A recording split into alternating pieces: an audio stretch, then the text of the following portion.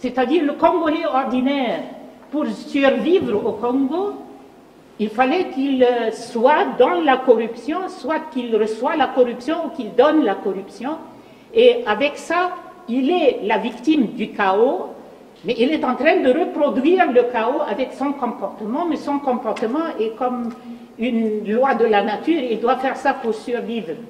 Et le chaos s'est enraciné dans le système de manière à ce qu'on puisse dire aujourd'hui que le système de reproduction du chaos, c'est devenu comme un cercle vicieux, ça se renforce de soi-même avec les rapports de force qui sont sur place et qui sont appuyés par des forces extérieures. Et ça, je suis un peu inquiète quand j'entends expliquer les programmes politiques ou ce qu'il faut faire au Congo et comment on va aboutir à réformer ou changer le système sans qu'on aborde le problème de la dépendance totale de ce qui se passe au Congo au niveau de la nomenclature. La nomenclature, c'est la classe politique qui a évolué au Congo et c'est une classe très restreinte.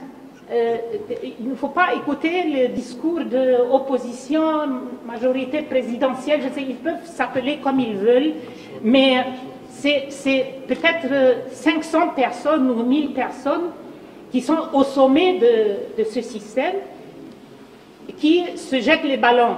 Je suis aujourd'hui oppositionnelle, demain je suis avec tel. Il n'y a pas de programme, il n'y a rien, il y a simplement, c'est un mangeoire.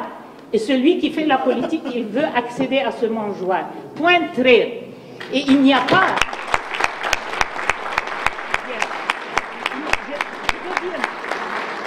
Je veux dire, il n'y a pas d'espoir que jamais... Moi, j'enseigne les sciences politiques depuis 30 ans ou quoi. Et je vous dis que l'expérience humaine, l'expérience universelle nous dit qu'il n'y a pas de possibilité que ceux qui créent le chaos, vous pouvez vous adresser à eux pour dire « aidez-nous à maîtriser le chaos ». Ce n'est pas possible.